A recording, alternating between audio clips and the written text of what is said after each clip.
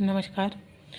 आज का वीडियो जैसा कि आप लोग देख पा रहे होंगे कि नवीन राज्यों का उदय हिस्ट्री से रिलेटेड टॉपिक है और एक्चुअली इसको बनाने का मेरा मकसद ये था कि सब्जेक्टिव तो मुझे करना ही है, ठीक है। वो बना के मैंने छोड़ा। एक्चुअली बीए थर्ड सेम के जो बच्चे हैं उनका बड़ा ये था कि मैम जो है उसको बना दीजिए, तो जिनको भी एग्ज़ाम है वो देख सकते हैं। और बाकी ये टॉपिक जो है आप यूपीपीसीएस हो गया, यूपीएचएससी के जो हिस्ट्री के बच्चे हैं और भी जो यूपीएससी के बच्चे हैं वो अपना कवर कर सकते हैं। कोई आपको जबरी नहीं है, आपको मन करता है तो देखिए, अदरवाइज़ कोई बात नहीं। बहुत सारे अच्छे अच्छे चैनल्स हैं जो ऐसे वीडियोस बहुत डिटेल्ड में समझाते हैं। मैं तो इसलिए समझा रही हूँ ताकि आप अच्छे से कर पाएँ। तो देखिए, अगर आपने चैनल को सब्सक्राइब नहीं किया है, नए हैं तो सब्सक्राइब कीजिए, लाइक शेयर करना मत भूलिएगा। देखिए, नवीन राज्यों का उदय क्या हुआ कि मुग़ल राज्य जो चल रहा था, तो मुग़लों के बाद अलग अलग राज्य अलग अलग खंडों में उदित होने लगे। उनमें से ये था बंगाल का। हुए बहुत सारे थे, अवध था, बहुत सारे, लेकिन बंगाल उसमें से काफ़ी बड़ी व्यवस्था माना जाता था और उसमें मराठे भी हुए थे। तो हम लोग जब इसके कार्यक्रम में आगे बढ़ेंगे तो ज़रूर बताएंगे, अगर कोर्स में होगा। अदरवाइज़ मुझे नहीं लगता है कि कोर्स में नहीं होगा तो उसकी ज़रूरत है। तो ये बच्चों की डिमांड पे ये बनाया गया है। तो देखिए, बंगाल जो है काफ़ी उपजाऊ था और समृद्ध था। यही रीज़न था कि इस पे काफ़ी लोग चाहते थे आधिपत्य जमाना। तो होता क्या था कि सबसे पहले आप लोग जैसा कि देख रहे हैं, बंगाल के नवाब मुर्शीद कुली खां, फिर इनके पुत्र आए सरफराज खां, फिर इनके दो जो खेमों में बटे अलवर्दी खां और मीर जाफ़र जो चला हिस्सा, 2 बार मीर जाफ़र बने। तो उसमें जो था वो आपका प्लासी का युद्ध हुआ और बक्सर का युद्ध हुआ, जो एक महत्वपूर्ण घटना मानी जाती है अंग्रेज़ों के आने में, ठीक है। ये काफ़ी इम्पॉर्टेंट है। देखिए, छोटा सा ही वीडियो मैं बनाऊंगी, पूरा देखा करिए आप लोग की एक आदत है, वीडियो पूरा नहीं देखते, उसके बाद नीचे कमेंट करते हैं मैम ये, मैम वो, मैम दुनिया भर का नाटक। तो ये समझ में मेरी समझ से बाहर है फ़िलहाल। पूरा देखिए ना, और अगर आपको नहीं देखना है तो फिर आप कहीं और देखिए। मतलब स्किप कर करके भी देखेंगे ना तो वो चीज़ें मिस होंगी। तो पूरा देखा करिए, क्वेश्चन पूछने से पहले पूरा देख लिया करिए। जैसे कट ऑफ का भी वीडियो रहता है तो उसमें जबकि मैं बता चुकती हूँ उसकी कट ऑफ, लेकिन उसके बावजूद क्या होता है कि मैम इसका जो है ये रह गया मैम। तो ये चीज़ें बड़ी मतलब दुखदाई लगती हैं। फिर क्या कह दूँ मैं। देखिए, औरंगज़ेब के बाद जो है मुर्शीद कुली खां जो है, मुर्शीद कुली खां ने बंगाल का जो था वो स्वतंत्र था, तो वो मुर्शीद कुली खां पहले हो गए नवाब, ठीक। अब क्या हुआ, फ़र्रुखसियार रियाय उन्होंने क्या किया, 1717 में बंगाल का सूबेदार बना दिया, ठीक है। लेकिन हुआ क्या, मुर्शीद कुली खां वास्तविक शासन करना चाहता था, तो उसने क्या किया, बंगाल का दीवान वो बना हुआ था, लेकिन उसको इच्छा थी कि मैं खुद करूं जो करूं। तो उसने इजारेदारी प्रथाएं शुरू की, भूमि बंदोबस्त की। ये भी आप लोग याद रखिएगा, इजारेदारी। ये जो भी बच्चे देख रहे हैं, जिनके लिए भी यूज़फुल है वो देख सकते हैं, अपना आप नॉर्मली भी देख सकते हैं कि इंडिया में क्या चल रहा था उस समय, मॉडर्न इंडिया में क्या चल रहा था, ठीक है।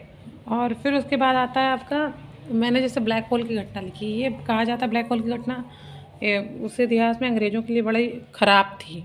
ख़राब इन द सेंस कि सब राज कर रहे थे, वो नहीं चाह रहे थे कि हम लोग कुछ कर पाएँ, इंडियंस कुछ कर पाएँ। तो इंडियंस को भाई गुस्सा तो लगेगी, होता नहीं है। मैंने हर समय ये बताती हूँ, अगर आप सप्रेस करेंगे किसी चीज़ को तो जैसे क्रांति होती है, एक टाइम के बाद आदमी पागल हो जाता है। तो पागल हो जाएगा तो वो अपने हक के लिए लड़ेगा। तो उन्होंने क्या किया, 146 अंग्रेज़ों को बहुत छोटी सी कोठरी थी, 18 फुट लंबी, 14 फुट और 10 इंच चौड़ी, उसमें बंद कर दिया, ठीक है।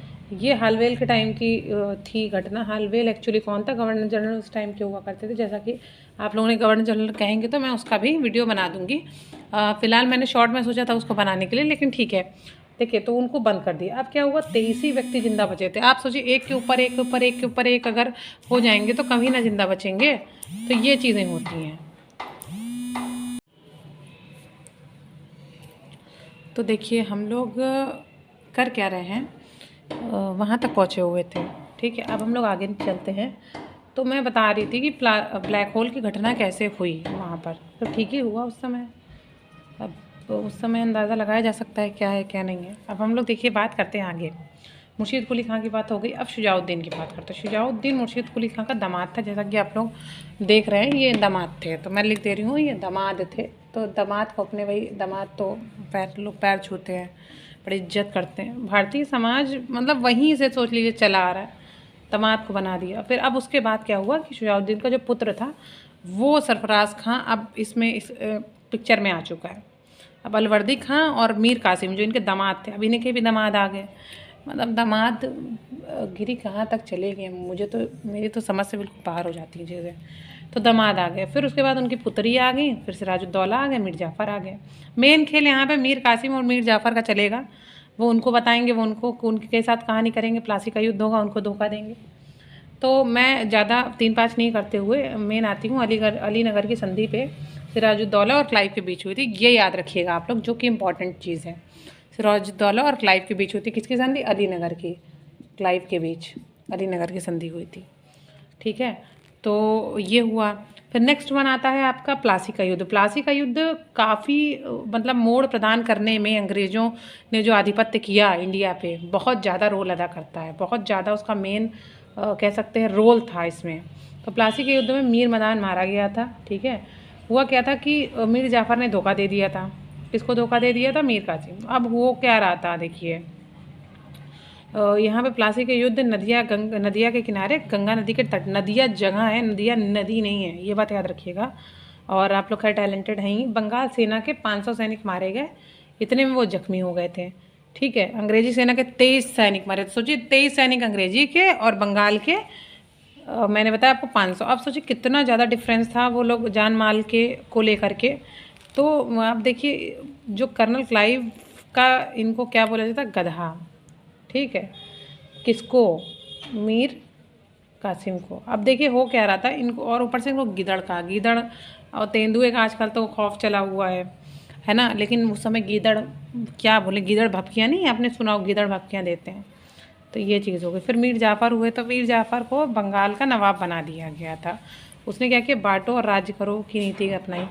मीर जाफ़र के बाद फिर से मीर कासिम बनाया, क्योंकि वो तरह तरह की चीज़ें अपना चेंज कर रहे थे। मीर जाफ़र, फिर मीर कासिम, फिर मीर जाफ़र आ जाएंगे वापस। क्यों? क्योंकि मीर कासिम को जब बनाया उन्होंने, अंग्रेज़ों ने, तो उसको लगा कि योग्य नहीं है इतना, राजधानी मुर्शिदाबाद से मुंगेर ले जा रहा, यहाँ ले जा रहा, वहाँ ले जा रहा। तो उन्होंने कहा ये ज़्यादा इनका नाटक चल रहा है। तो कंपनी ने क्या किया कि फिर से बना दिया मीर जाफ़र को।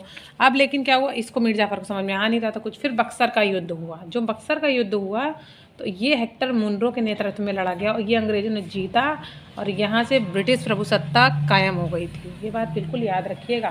बक्सर का युद्ध बहुत अहम मोड़ लेकर के आया था। प्लासी में थोड़ा सा, बक्सर में और ज़्यादा। मैं लिख देती हूँ, बक्सर में और ज़्यादा। बक्सर जगह का नाम है, ठीक है। बक्सा एक पड़ता है वहाँ पर बनारस से पहले, ठीक है। तो वो भी, उसमें कंफ्यूज मत होइएगा। फिर निजामुद्दौला हो गए, इलाहाबाद की संधि हुई थी 1765 में, याद रखिएगा। फिर 16 अगस्त 1765 में दूसरी संधि हुई। फिर बंगाल में द्वैध शासन आया, ठीक है। द्वैध शासन के संस्थापक तो आप लोग जानते ही हैं, क्लाइव थे। तो ये सारी चीज़ें आप लोग याद रखिएगा। फिर हम लोग अवध की बात करेंगे, साद खान बुरहानुल मुल्क जो बने थे। ये आपका यहाँ पे मैं कंप्लीट करती हूँ। और जितने भी लोग हैं ये वाले, इतना कर लीजिए आप लोग, और यही समझ के लिख दीजिए, ये चार्ट बना दीजिए, आपको अच्छे खासे नंबर मिल जाएंगे। आप लोगों को इधर उधर भागने की ज़रूरत नहीं है, ठीक है। फिर इसके बाद मैं करा दूँगी अवध, फिर उसके बाद राजपूत, फिर जाट। ज़्यादा बड़ा नहीं सिनेरियो होगा, उसमें जितना होगा उतना ही कराऊँगी। फालतू की चीज़ें कराने से कोई फ़ायदा नहीं है, ठीक है। तब तक के लिए धन्यवाद, नमस्कार, आपका दिन शुभ।